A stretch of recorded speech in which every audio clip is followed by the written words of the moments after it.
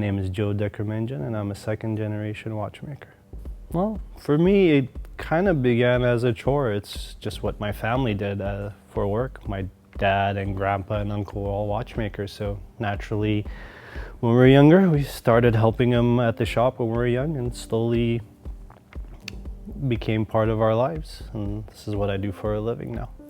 So I started working with watches at a young age, but the moment when I realized this is what I'll do for the rest of my life, I came a little bit further into my career in watches. I'd say maybe more in my late 20s, when I started getting more responsibilities at the shop and I took some formal training, and that's when I realized this is something I want to pursue the rest of my life.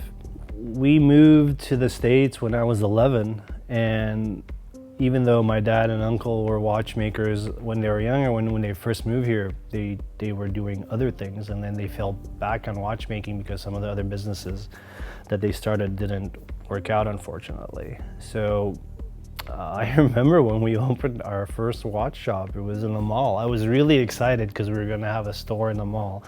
As a 15-year-old kid, that was very exciting to me. Well, not to mention also, even in the beginning, it might have been a chore what I did, but I always knew what we did was special. I always knew my dad and uncle did something unusual, and the way people would come and ask him for things, there was this level of respect they showed them. You would show a craftsman, so I always knew we did something special. I just didn't see that until a little bit later in my life. And I'm kind of glad that their other businesses didn't work out, because they kind of fell back on this as something short-term, but it turned out to be a long-term thing that's provided for our family for years.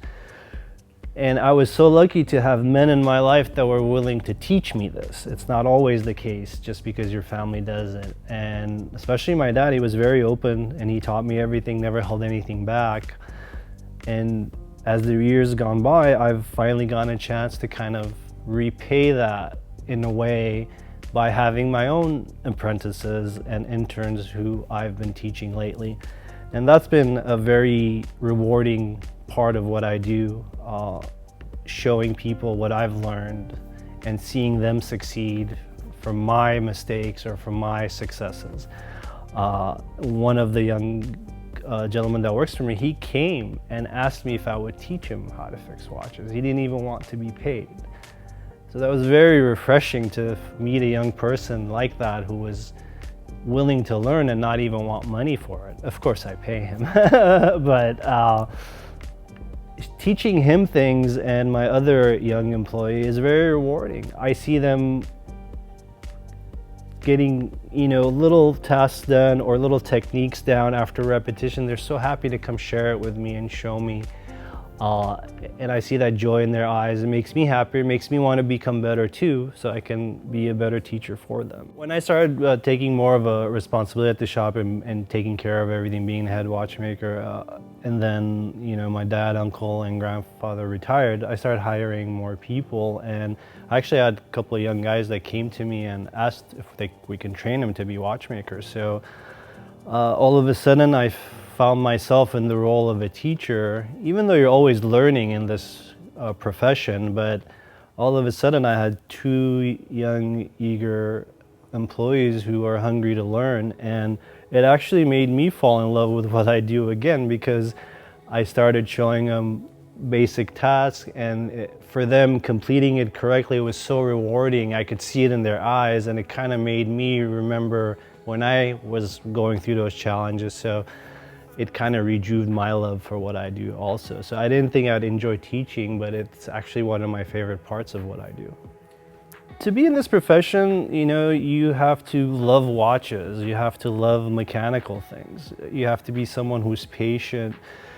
You have to be someone who realizes this is a long journey. Even though I've been doing this for close to 30 years, I still don't know everything. I learn new techniques all the time. I think this is something, if you're going to get into, you have to accept it's a lifetime of learning and working on it. It's not something that will happen overnight. So I think the longevity is the most challenging thing, because you can know the theory, you can read and memorize everything, but a big part of what we do is technique, it's dexterity, it's repetition, It's doing something over and over again and making it better. And I think sometimes in current society, people might not have the patience or expect results much faster. I think to be in this profession, you have to manage your expectations and how quickly you can become proficient in it. A lot of our clients are impatient. I mean, I won't say I want things fast, of course. Who doesn't want their item that's in for repair fast or whatever they need? But I think it's also the job of someone like me to remind people of what they actually own. You have a tiny precision instrument that has all these little moving parts. They're very delicate. There has to be special attention and time put to this to run perfectly. Our lives move so fast these days. I think the appreciation of what that mechanical item can do is lost a little bit because you can look at so many things that can tell you the time. But I think it's my job to remind the client, let's say if you're my client like you, yes, it's taking long, but let's look at what you have here. You have a small little instrument. Usually it has anywhere from 20 to 50 moving parts. There's friction involved. There's gravity's impact on the watch involved. There's lubrication involved. There's so many layers to this. I think sometimes we're so fascinated by the aesthetics of a watch and the brand and the image and the lifestyle that we forget that we're actually purchasing a precision instrument still. And that's at the core of what you're buying. You're looking at an item that's measuring your most precious commodity, right? Which is your time. And I think having an analog version of that instrument is very important to our soul because I think we're more analog creatures to begin with. We're more hands-on. Digital is not good for us, I think. That's why I think also the watch is a reminder of another time, of a simpler time maybe, when I remember when I was younger, a watch was a very big deal in our family. You only got one at a certain age when you turned 14. It was a big responsibility. And whenever I would look at my father's wrist and see their watch, there was always this impression of something very special. I think that's where we're missing with a little bit of that digital technology, but I think if you're not into the mechanical end of the watch, it is also like a vessel for memories and maybe an insight to a different time when things were a little bit more simple. Any proficient watchmaker, if they're servicing your watch or working on your mechanism, you should leave no footprint, meaning you should not mar any parts that you touch. You should not leave dust in there or hair in there, things that most people could see maybe looking through the crystal. But also there's another layer of the mechanism, which unless it has an exhibition back, you might not see it. So therein lies the responsibility of trying to use specific tools, correct tools that are prepared properly for that particular movement. So even your screwdrivers are very important. If your screwdriver head is not prepared properly, when you're unthreading a screw, even though it's doing good function, it could warp the head of that screw. Even though that cosmetic damage might never be seen by the client or customer, it's your responsibility to not mar that part. So there's a big trust aspect there. You have to want to do it correctly. It's not going to do itself correctly.